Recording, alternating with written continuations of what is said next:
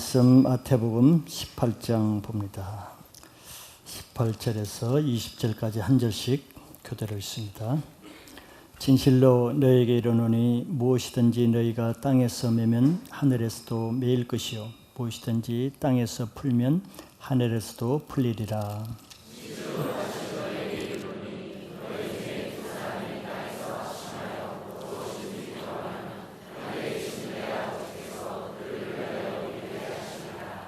두세 사람이 내 이름으로 모인 곳에는 나도 그들 중에 있느니라. 아멘.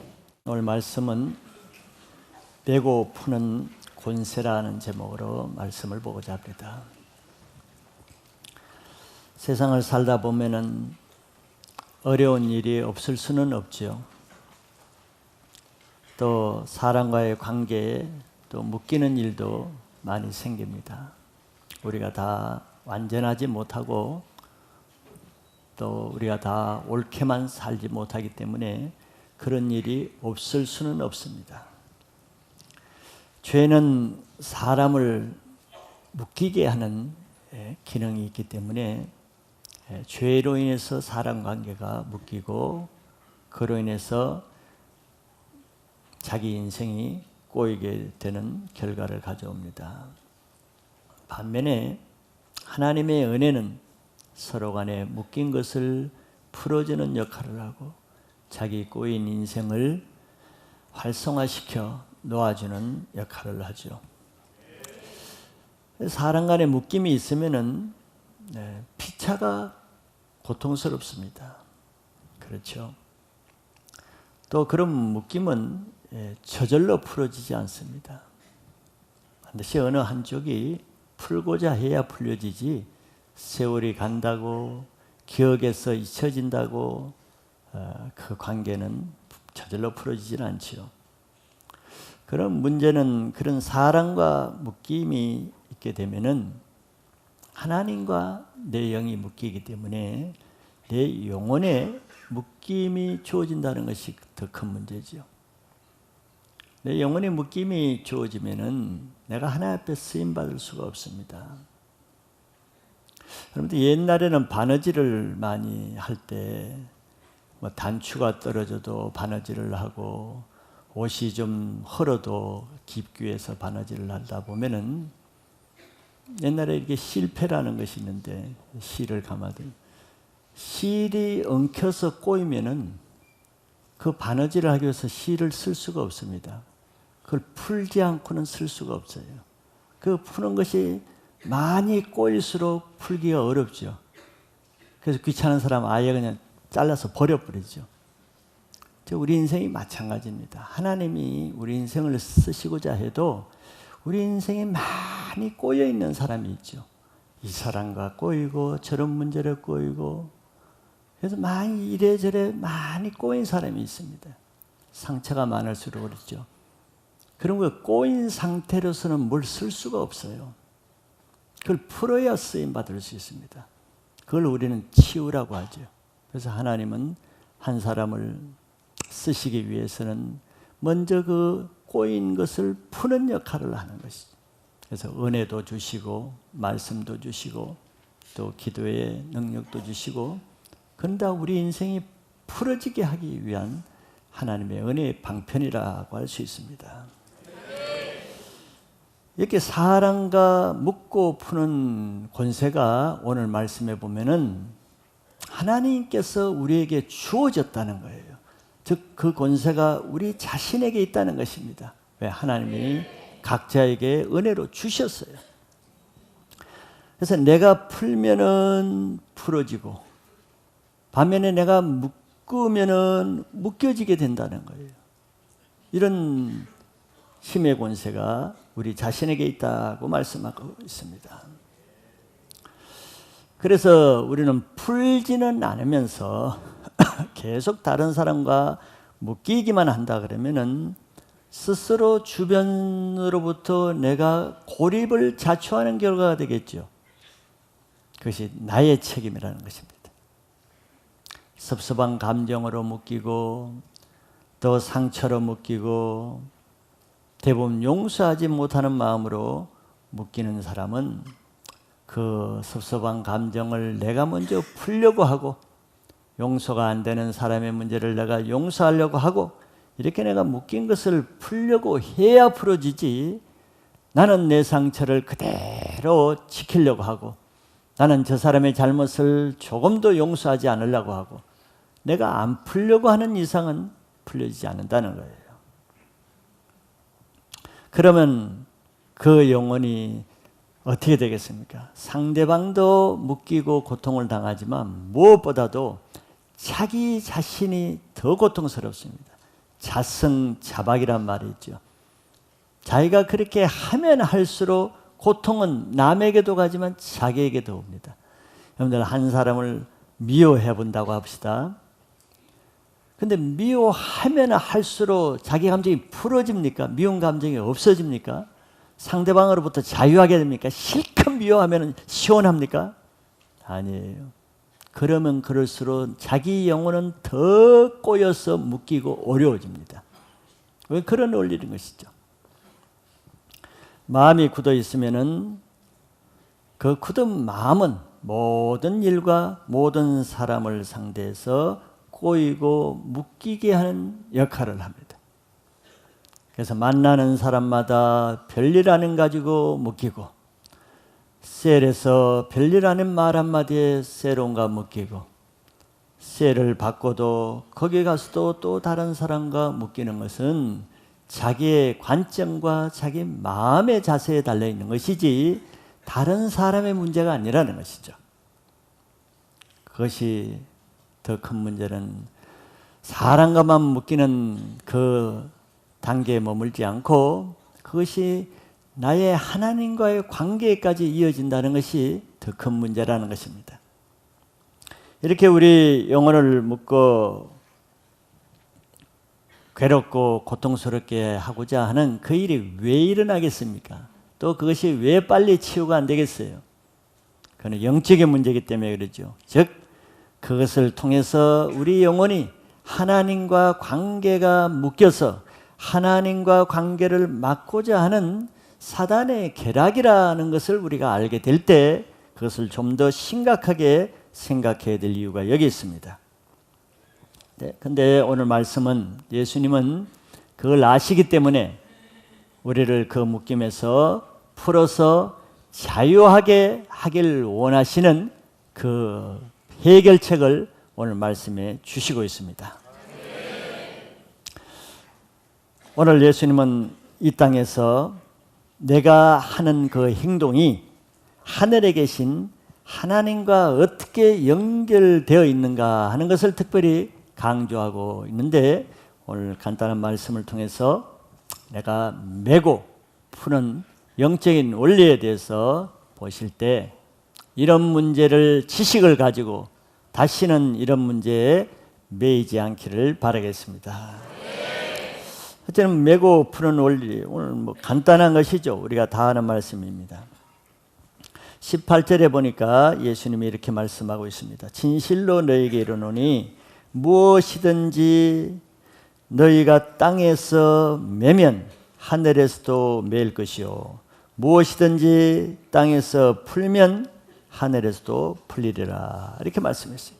무엇이든지라고 그랬습니다. 무엇이든지.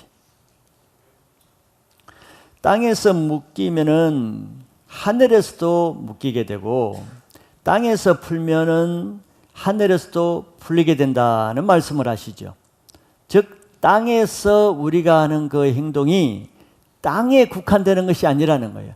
땅의 일만 영향을 주는 것이 아니고 땅에서 하는 나의 행동이 그대로 하늘에 계신 하늘과 연결되어 그 결과가 나타난다는 거예요. 예수님의 모든 말씀과 기도를 우리가 보면은 이걸 다 알 수 있습니다. 주기도문에서도 하늘에서 뜻이 이루어진 것처럼 이 땅에서도 이루어지게 해달라고 기도하는 것은 땅과 하늘의 별개가 아니고 연결되어 있다는 것을 나타내는 말이죠. 여기서 마찬가지. 이 땅에서 하는 우리의 모든 행동이 하나님과 연결되어 있다고 할 때는 이 땅에서 하는 자신의 행위가 하늘로부터 영적인 열매로 내 삶에 나타난다는 것이에요. 즉 내가 이 땅에서 한 형제의 죄를 용서하지 못하면은 그 형제의 영혼을 내가 결박하는 행위가 됩니다. 다른 사람의 한 영혼을 묶고 있는 행위가 되는 것이에요. 하나님 앞에서. 그리고 그에게 내가 무거운 멍에를 지어주는 행위가 되는 것입니다. 자, 그것이 하늘에서 내 영혼에게 그대로 묶임이 되고 무거운 멍에가 나에게 주어지는 결과로 나타난다는 거예요. 아까 내가 한 사람을 미워하면은 땅에서만 미워하는 것으로 그치지 않고 하늘에서 그것이 다 올라가서 나에게 그 미워하는 결과가 나에게 그대로 연결되어 나타나는데 그것이 화가 나고 답답하고 죽을 것 같고 그냥 숨막히게 되지요. 그것이 내가 땅에서 한 결과가, 땅에서 한 행위가 하늘로부터 내려온 결과로 나타난다는 하나의 현상입니다. 그렇기 때문에 내 영혼이 자유롭기를 원한다 그러면은 그 흉악의 결박을 풀어주고 남에게 주어진 멍에를 내가 끌어줄 때 내 결박과 멍에가 없어진다는 것이죠.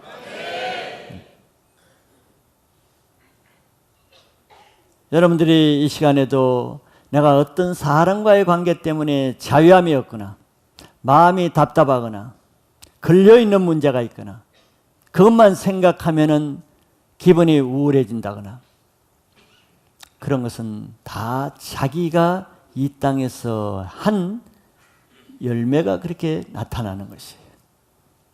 이사야서 58장 6절에 이런 말씀이 있습니다.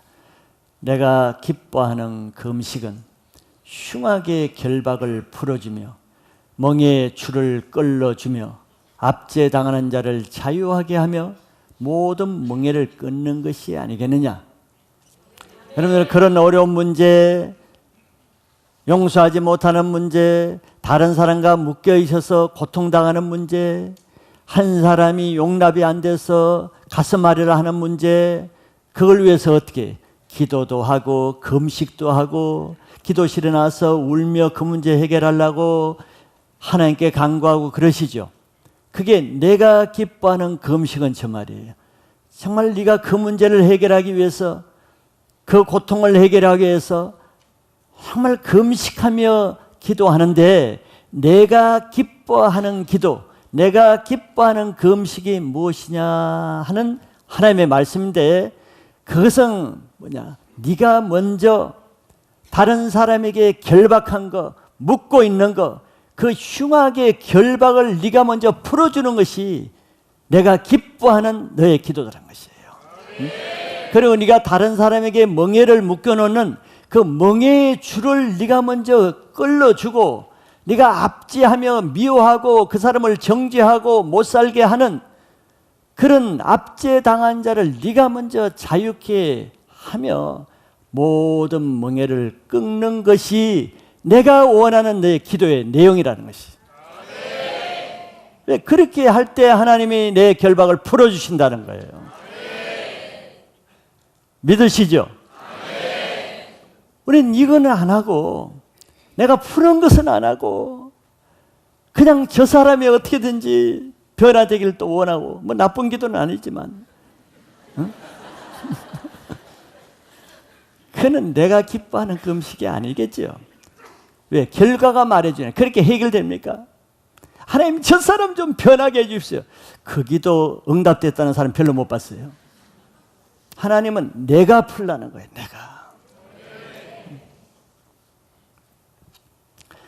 내 영혼이 하나님과 묶여있는 그것을 내가 풀어야지 그 문제를 도외시하고 내가 늘 다른 사람, 다른 문제에 놓고 기도한다고 할 때 오히려 하나님을 원망하는 결과가 나타나죠. 내가 이렇게 기도하는데, 내가 이렇게 금식하는데 하나님 왜 내 금식을 들어주지 않습니까? 내가 기뻐하는 금식을 해야 들어주지. 하나님의 답은 그렇게 말씀하실 거예요. 내가 묻고 있는 것은 하나님이 풀어주는 것이 아닙니다. 내가 묻고 있는 것은 하나님은 네가 풀라고 하는 거예요. 마가복음 6장 14절 15절에도 이런 말씀이 있잖아요. 너희가 사람의 잘못을 용서하면 너희 하늘 아버지께서도 너의 잘못을 용서하시려니와. 지금 뭐가 먼저입니까?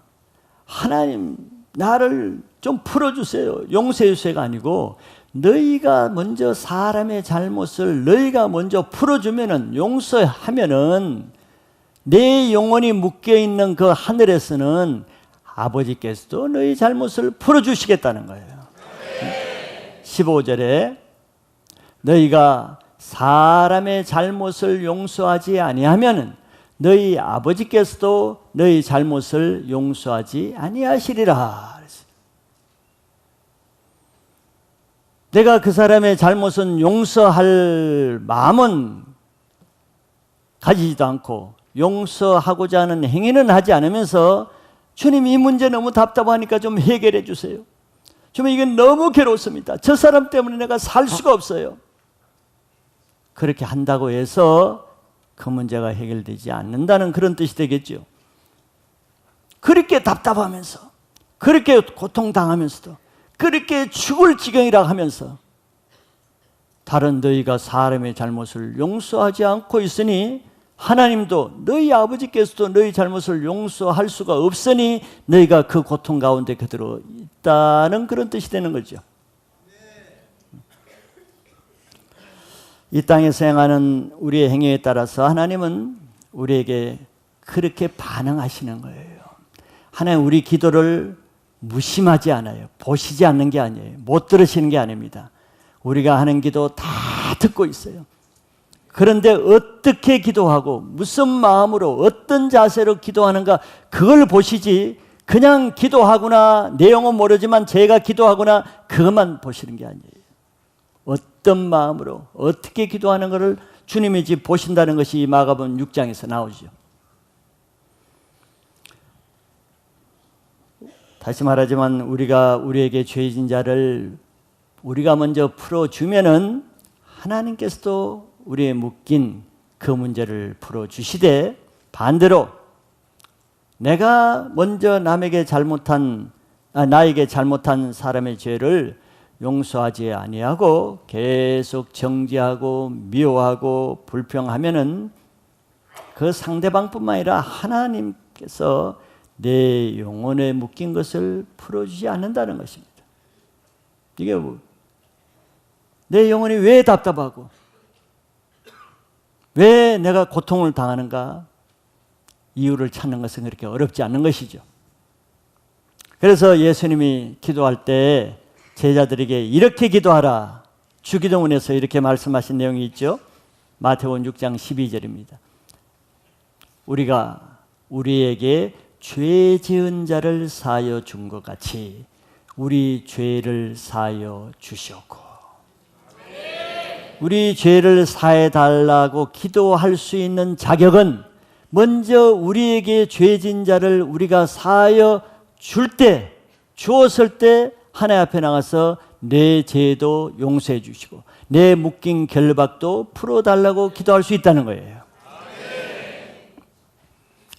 그래서 내 영혼이 잘 풀리지 않는다고 하면은 한번 이 말씀을 근거로 생각해 봐야 되는 거예요. 사람이 죄를 지으면은 눈이 가리우죠. 바른 이성적인 생각을 못합니다. 로마서에 나온 대로 지혜 있다 하나 우준하게 돼요. 죄를 지으면은 벌써 내 이성이 마비가 돼서 변질됩니다. 어떻게? 자기중심적으로. 자기 죄는 못 보고 남의 죄만 보이는 거예요. 그래서 문제가 해결되지 않죠. 100% 다른 사람의 죄만 보이니까 어떻게 돼? 계속 다른 사람의 죄에 대해서 원망하고 불평하고 저 사람의 책임이다고 피의식을 가지고 책임 전가를 100% 남에게만 하죠. 나는 깨끗해. 나는 아무 죄가 없어. 그런데 하나님 편에서 보시면은 뭐라고 그래요? 얘야, 네가 죄가 아무것도 없는데 근데 너 왜 그렇게 괴로워하냐? 이렇게 묻겠죠. 내가 하나님 앞에 의롭고 아무 문제가 없는데 괜히 내 영혼이 시달리고 고통스럽고 가슴 아프겠습니까? 죄를 지으면 그것을 못 보는 거예요. 자기 눈에 있는 틀보가 안 보이는 거예요. 자신이 인생에 풀리지 않는다고 생각하면은 또 자기 고통스러운 문제가 근본적으로 해결되지 않는다고 생각하면은 내가 땅에서 묻고 있기 때문에 그거로 하나님과 묶인 것이 무엇인가를 생각해 보는 것이 지혜입니다. 자신이 땅에 묻고 있으면서 그 고통을 하나님을 향해 주님 이 문제 해결해 달라고 고통을 감해 달라고 기도하는 것은 그렇게 맞지 않는 것이 돼요. 하나님의 뜻대로 하는 기도라 들어주신다 그랬어요. 그래서 먼저 내가 땅에서 풀어야 될 것을 풀고 나서 하나님께 기도할 때 그 기도를 응답해 주실 거예요. 마가복음 11장 25절에도 같은 말씀을 하고 있습니다.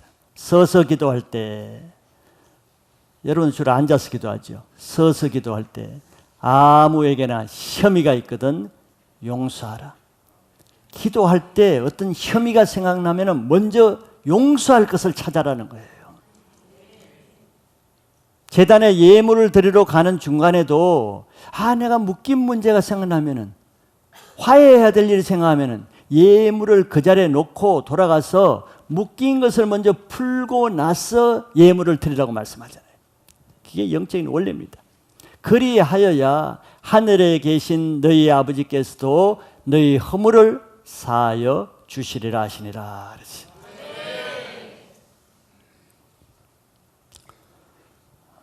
우리는 사람의 원리로 묶인 문제를 풀려고 그러면 더 꼬입니다. 여러분 실타래가 묶여 있으면 성질 급한 사람은 못 풀어요. 막 안 되면 확 잡아당길수록 또 꽉 묻혀져 버려요. 부드러운 마음으로 살살 달래가면서 하나씩 인내를 가지고 풀어야 풀리는 거지. 상대방이 아무리 100% 비록 상대방이 나에게 100% 잘못을 했다고 합시다. 정말 악한 행동을 나에게 했다 합시다. 그리고 나를 터무니없이 모함하고 대적한다고 합시다. 그렇다 할지라도 내가 아무 용서할 것이 없고 100% 상대방이 잘못했다 할지라도 영적인 원리는요, 세상 원리와 틀린 거예요. 세상 논리라 그러면 어떻게 되겠어요? 100% 저 사람이 나를 시기하고 내가 잘 되는 것을 모함하고 질투해서 나에게 아주 못된 행동을 하면은 우리의 생각은 어때요? 이 문제는 내가 해야 될 문제가 아니고 저 사람이 나에게 반드시 무릎을 꿇고 와서 석고 대제하고 빌어야 내가 용서해 줄까 말까 할 그런 문제다. 우리는 이렇게 생각하죠. 100% 저 사람의 문제. 나는 아무 문제가 없어. 저 사람이 나에게 정말 진심으로 용서해야 되면 이 문제가 해결될 문제다. 우리는 이렇게 생각하죠. 그래서 100% 그 조금 더 나간 사람은 나는 저 사람을 내가 미워하고 정죄할 권리가 있다. 또 이것까지 주장하죠. 내가 저 사람을 미워하는 것은 조금도 잘못이 아니다. 저 사람이 잘못했기 때문에. 이게 사람의 원리, 논리고 사람의 생각입니다. 근데 하나님의 원리는 다르다는 것을 아셔야 됩니다. 하나님의 원리는 저 사람이 아무리 100% 나에게 잘못을 해도 그럼에도 불구하고 여러분 그런 마음을 가지면 내 마음이 편하겠어요? 내가 하나님 앞에 아무 잘못한 것이 없으면 그 사람이 한 행동에 관계없이 내 마음이 편하겠습니까? 나는 잘못 없으니까 편해? 편하지 않죠. 분노가 생기고 미움이 생기고 판단이 생기고 불평이 생기고 내 마음이 편치 않아. 난 잘못한 것이 없는데. 우리 이렇게 생각하죠. 그래서 피의식을 갖게 됩니다. 저 사람 때문에 지금 내가 이 고생을 한다고. 그러나 하나님 편에서 보면 그게 아니에요. 그 사람의 죄 때문에 네가 지금 그렇게 고통을 받는 게 아니고 네 죄 때문에 지금 그런 편안이 없고 고통받는 것이다. 주님은 그렇게 말씀하신다. 몇 사람은 지금 억울하다는 표정인데 그 인간의 사람 편에서 보면 좀 억울하지요. 내가 뭐 잘못했는데 네 죄 때문에. 무슨 죄 때문에 그랬어요? 100% 잘못한 그 사람의 죄를 용서하지 아니하고 사랑으로 대하지 아니하고 그 사람을 불쌍히 여기지 아니하고 그 사람과 화해하지 아니하고 그 사람과 묶인 관계를 그대로 유지 않으면서 자기의 의의를 주장하고 이것이 너의 죄다. 하나님 그렇게 말씀하시죠. 네가 떳떳하면 왜 마음에 평안이 없겠느냐. 가인에게도 얘기했죠. 네가 죄가 없이 떳떳하면 왜 얼굴을 들지 못하느냐. 하나님의 관점이 틀리는 거예요. 세상 사람이 우리 마음을 움직이는 게 아닙니다. 하나님이 우리 양심과 우리 마음의 주관자세요. 그래서 하나님의 앞에 떳떳하지 않고 의롭지 못하면은 세상에서는 내가 아무리 반듯하게 의롭게 해도 내 마음에 평안이 없는 거예요. 옛날 유교 문화에서 선비들은요 진짜 대단한 사람들이에요. 선비들은 절대 자기 죄가 없습니다. 선비들에게서 내가 잘못했노라 그 말 들어본 사람이 있어요? 나는 아직 들어본 적이 없어요. 선비들은 항상 자기 의의가 있어요. 남만 잘못했어요. 그렇게 의롭고 고고한 선비들이 그러면 가장 행복해야지. 그러나 선비들의 마음은 평안이 없어요. 선비들이 얼마나 혈기가 많고 얼마나 속에 분노가 많은 줄 알아요. 왜 그렇겠어요? 남을 용서하지 못하지요. 남을 포용하지 못하지요. 다 판단하는 잣대로 보기 때문에. 바리새인들이 성경에서 예수님보다 더 의롭잖아요. 왜? 예수님도 판단하고. 그럼 바리새인들이 가장 행복해야 되잖아요. 마음이. 성경에 보세요. 바리새인들은 다 속에 불만의 엉어리가 써 있어요. 그게 행복하겠어요? 편하지가 않죠. 그게 하나님의 원리 때문에 그렇습니다. 성경은 사람이 보기에는 바르나 필경은 사망이니라 이런 말씀이 있죠. 사람은 자기 나름대로 옳아요. 의롭다고 하지만 하나님이 볼 때는 저 죽는 길을 간다. 저 인생 망하는 길을 간다. 이런 일이 많은 거예요. 사람이 지혜롭다고 하지만 하나님이 보시기에는 그 지혜는 어리석은 지. 상대방이 아무리 악하고 나에게 100% 잘못하고 나는 아무 잘못한 것이 없어도 내 편에서 그를 용서하고 그를 긍휼히 여기면은 내 영혼을 풀어줍니다. 그 말은 상대방이 아무리 나를 욕하고 모함해도 내가 그런 그를 용서하면은 하나님이 그런 욕을 듣든지 그런 공격을 듣든지 불구하고 내 마음에는 하나님이 주신 은혜와 평강이 있다는 거예요.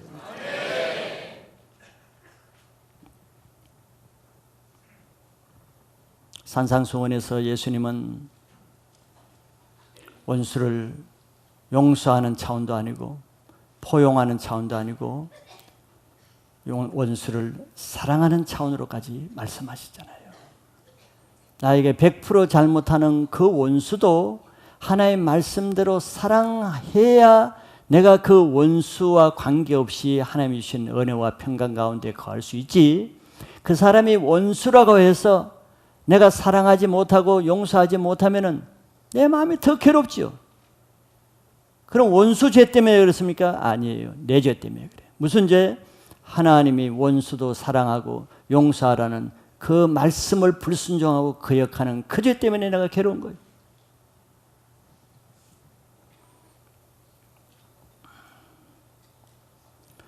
그래서 반대로 비록 내가 아무 잘못도 없고 상대방이 일방적으로 잘못한 일이라도 내가 그를 용서하고 풀지 않으면은 내 영혼이 하늘에 묶이게 된다는 거예요. 이런 사람이 덜 얼마나 많은지 아세요? 이런 사람이 자기 의 때문에 하나님께 피의식을 가지고 하나님께 불만을 가지고 하나님께 실망을 합니다. 왜?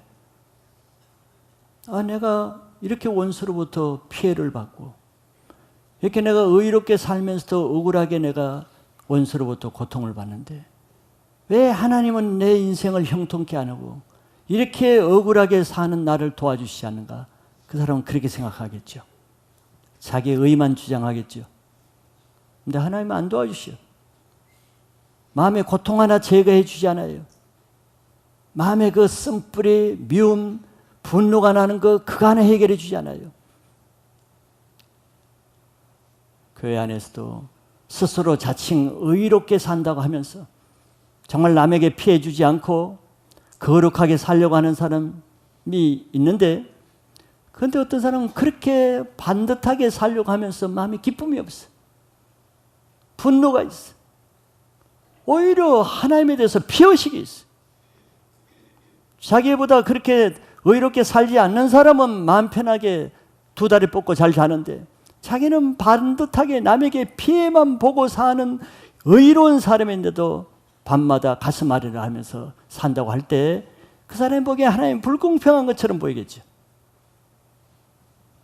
하나님이 불공평한 것이 아니라 네가 지금 불공정하게 행동하고 있다고 이렇게 말씀하신 거예요.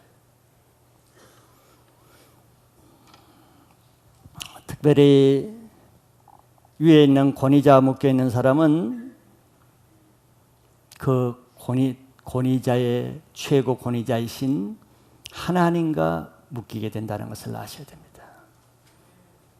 모든 인생의 주관자, 역사의 주관자가 하나님인데 여러분들 사람과만 묶여도 그 인생이 얼마나 불통하고 괴롭습니까?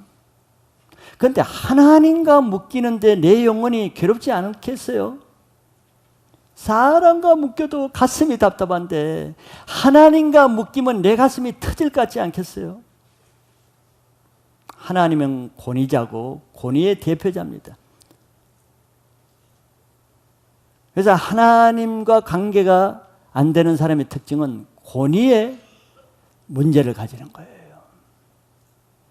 권위에 문제가 있는 사람은 다 하나님과의 관계에 문제가 생깁니다.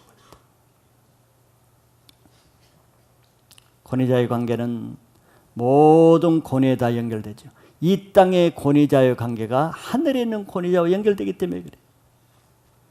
가정에서는 부모의 권위가 있죠. 직장에서는 상사의 권위가 있죠. 캠퍼스에서는 학생의 권위자가 교수가 있고 위에 권위자가 있죠. 나라에도 나라에 세우신 권위자가 있고 교회에 와도 교회의 권위. 이 세상의 권위는 권위를 떠나서 우리는 존재할 수가 없어요. 이 세상의 모든 권위는 하나님이 세우십니다. 즉 하나님의 존재라는 것은 권위에 있습니다. 하나님의 권위가 없으면 우리가 누가 하나님 믿겠어요?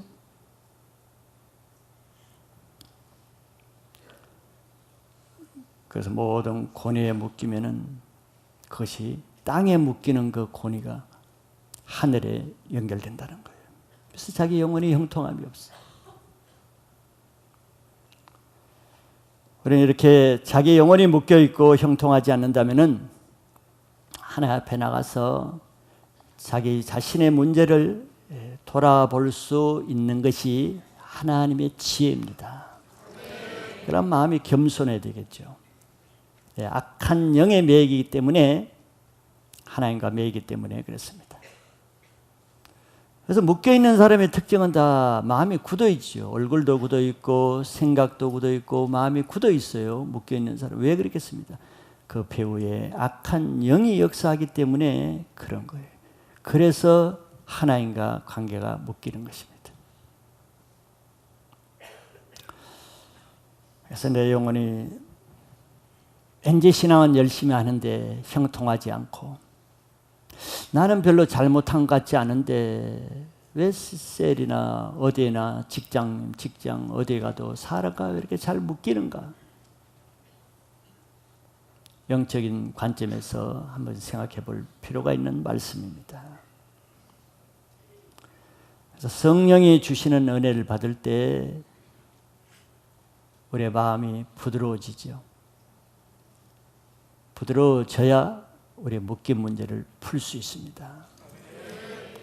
그래서 자기의 의를 내려놓고 성령의 음성에 순종하기를 힘쓸 때 풀려지는 열매는, 성령으로 인해서 풀려진 열매는 성령의 열매입니다. 마음의 평강, 하나님이 주시는 사랑과 기쁨이 회복되는 것이죠. 선비들 자꾸 얘기해서 좀 유림해서 좀 항의할지도 모르겠는데, 선비들은 항상 자기 의를 주장합니다. 그런데 하나님 말씀은 선비들의 얼굴이 환하고 부드럽고 온화한 얼굴 별로 없죠. 영정들도 보세요. 다 아마 좀 무섭습니다. 눈빛을 탁 쳐다보세요. 그거 쳐다보면 나를 정죄하는 것 같아요. 자기가 그렇게 어려우면은 마음에 있는 그 의가 얼굴로 나타나거든요. 마찬가지예요. 신앙도 마찬가지입니다. 내가 그렇게 신앙이 좋고 말씀대로 바로 살고 내가 의롭다 그러면은 그 마음에 있는 것이 얼굴에 나타납니다. 근데 얼굴은 항상 차갑고 굳어 있고 냉소적이고, 그는 내 마음에 하나님과 관계를 나타내는 거예요. 그래서 여러분들이 오늘 말씀을 통해서 성령, 주의 영이 있는 곳에는 자유함이 있다 그랬잖아요. 이 성령은 모두 묶인 것을 풀어주기 때문에 그렇습니다. 그래서 묶인 것이 없이 자유한 신앙을 할 수 있기를 바라겠습니다. 두 번째는 예수님이 이제 합심의 원리를 말씀합니다. 19절 20절에 보면 진실로 다시 너희에게 이르노니 너희 중에 두 사람이 땅에서 합심하여 무엇이든지 구하면 하늘에 계신 내 아버지께서 그들을 위하여 이루게 하시리라.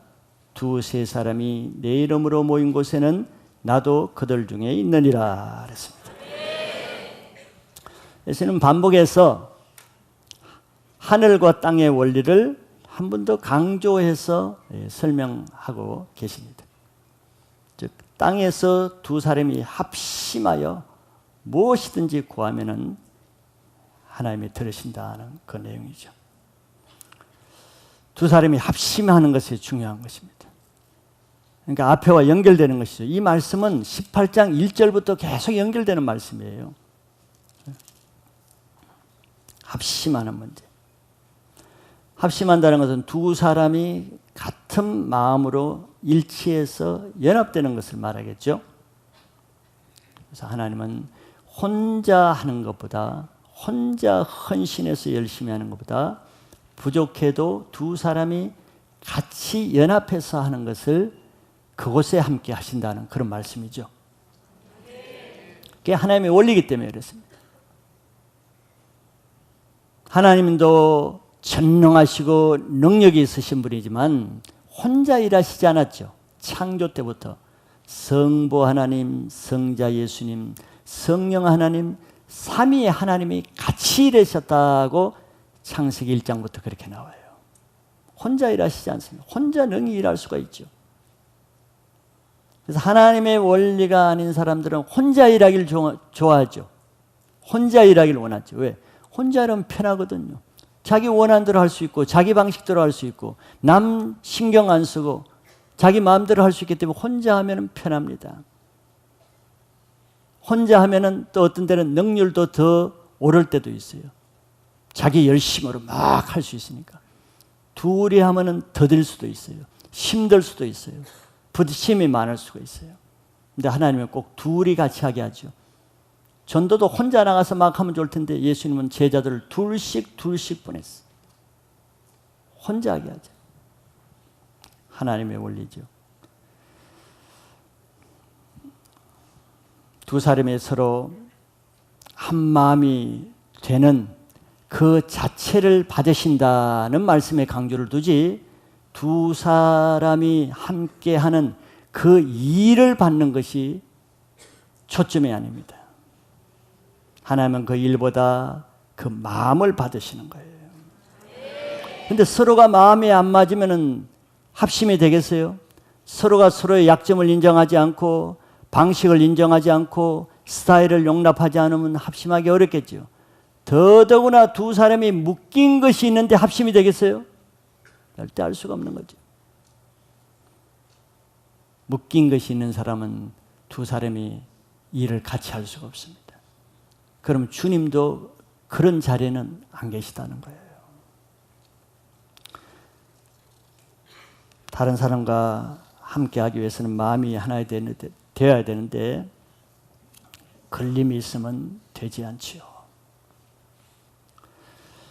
서로가 모일 때는 여기 내 이름으로 그랬죠. 예수의 이름으로.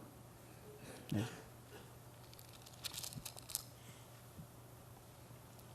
내 이름으로 두세 사람이 모인 곳에는 나도 그들 중에 있다. 사람이 정치 단체나 당으로서도 같이 모이는 것 많이 할 수가 있죠. 그런데 차이는 여기는 내 이름으로 모인다는 게 차별입니다. 내 이름으로. 너희들 욕심, 너희들 이익, 너희들 뜻을 위해서 모이는 것이 아니고 내 이름으로 모인다는 것은 하나님의 뜻을 위해서, 하나님의 일을 위해서 그렇게 모일 때 이런 말인데 내 이름으로 어떻게 모이게 되겠어요? 예수님 이름으로 모이기 위해서는 서로 자기를 부인하고 자기 생각, 자기의 의를 십자가에 못 박지 않고는 주님 이름으로 모이는 것이 어렵죠. 왜 작은 셀 몸에서도 하나가 되지 못하고 의견이 나눠집니까? 주님의 이름으로 모이지 않기 때문에. 주님의 이름으로 모인다는 것은 주님 말씀 앞에 다 복종해야 되는 거예요. 주님 말씀 앞에 자기를 부인하고 자기 십자가를 질 수 있는 사람만 주님 이름으로 모일 수 있죠. 늘 다툼이나 걸림이 되는 사람을 보세요. 다 자기 욕심, 자기의, 자기 주관을 관철하려고 때문에 하나가 되지 못하는 거죠.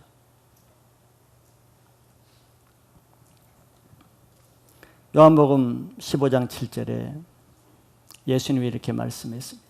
너희가 내 안에 거하고 내 말이 너희 안에 거하면 무엇이든지 원하는 대로 구하라. 그래야 하면 이루리라. 이게 같은 말씀이에요. 내 이름으로 모인다는 것은 너희가 내 안에 거하고 내 말이 너희 거하면은 우리가 어떻게 예수님 안에 거할 수가 있겠어요? 예수님 말씀 안에 거하는 것이 예수님 안에 거하는 것입니다. 그러니까 예수님 말씀 중심으로 하면 다 하나가 될 수가 있죠.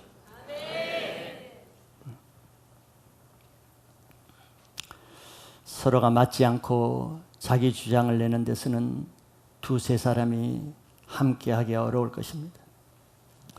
여기 앞에 18절 말씀을 하시고 이 말씀을 하는 그 연결되는 뜻은 뭐겠어요?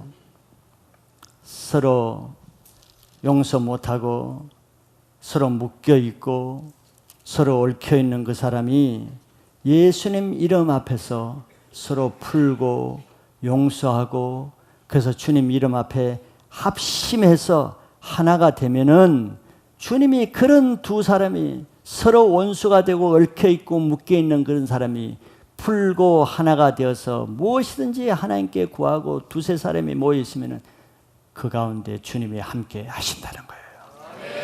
그걸 굉장히 기뻐하신다는 거죠.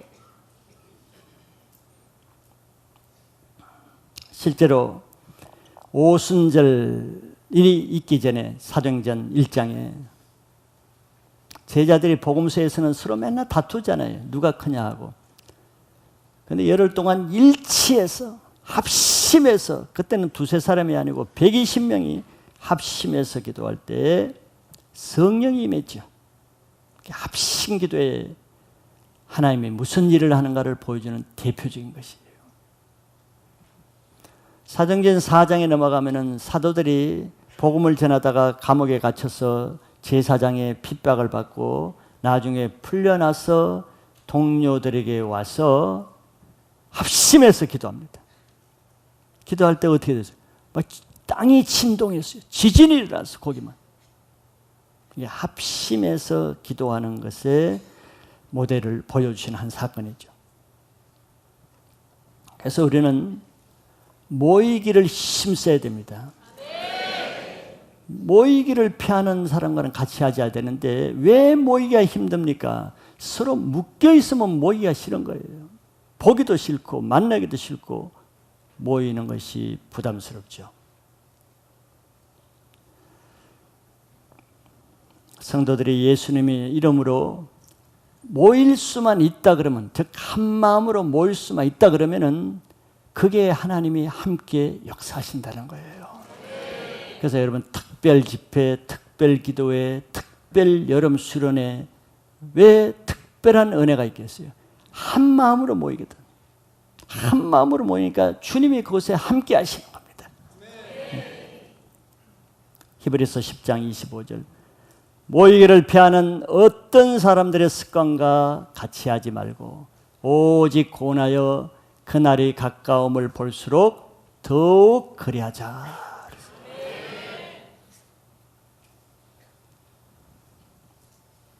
시대가 지나도 저 말씀은 변하지 않습니다. 현대는 자꾸 모이기를 피하는 역사들이 일어나죠. 모이는 것을 싫어합니다. 예배도 집에서 혼자 인터넷으로 보고, 모임에 가기를 싫어해서, 만나기를 싫어해서 모든 연락도 문자로 하고 카톡을 하고, 모이는 것을 피하는 어떤 사람의 습관과 같이 하지 말라 그랬어요. 다른 사람과 함께 모일 수 있다는 그 자체가 내 영이 건강하다는 표시입니다. 내가 다른 사람과 모여서 같이 동역하고 같이 하나님을 섬길 수 있다는 것은 내 신앙이 굉장히 건강하다는 표시예요. 아무리 내 신앙이 좋아도 나는 혼자 하나님께 나는 정말 거룩한 신앙을 할 수 있어. 그러나 교회 모임에 들어오지 못하고 다른 사람과 관계가 껄끄럽고 관계만 맺으면 다툼이 있고 시기 질투가 있고, 그것이 그 사람의 신앙 상태를 말해주는 거죠. 모이지 못하는, 남과 두세 사람이 합심하지 못하는 사람은 주님과 함께 있다는 증거가 없어요. 이 말씀은 두세 사람이 내 이름으로 모인 곳에 나도 그들 중에 있다 그랬어요.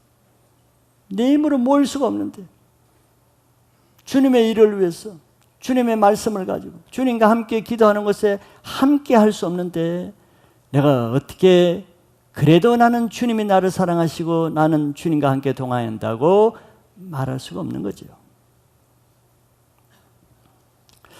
교회 공동체는 서로 용납하고 하나가 되는 것이 주님이 우리와 함께 할 수 있는 조건입니다. 우리 편에서 서로 부족해도 서로를 용납하고 동역하는 신앙이, 동역하지는 못하면서 혼자 능력을 바르고 뛰어난 사람보다 더 건강한 신앙입니다. 하나님은 다투고 나뉘고 서로 분리하는 그곳에 계시는 것이 아니고, 부족한 사람들끼리 서로 만나서 주님을 나누고 주님을 높이는 그곳에 주님이 임재하시기 때문에 그렇습니다. 결론적으로 용서가 없는 곳에는 다툼과 나눔이 나타나는데, 그런 곳에는 사단이 일하기 때문에 그런 결과가 나타나는 것입니다. 그러나 부족해도 또 아무리 허물이 많아도 서로 용서하고 하나가 되는 곳에는 성령의 역사가 일어납니다. 하나님이 그곳에 함께 하시기 때문이죠. 오늘 이 말씀이 우리의 삶의 현장인 가정과 직장과 또 캠퍼스, 사회, 서로 연합함으로 생명을 서로 나눌 수 있는 건강한 신앙의 삶을 살기를 축복합니다.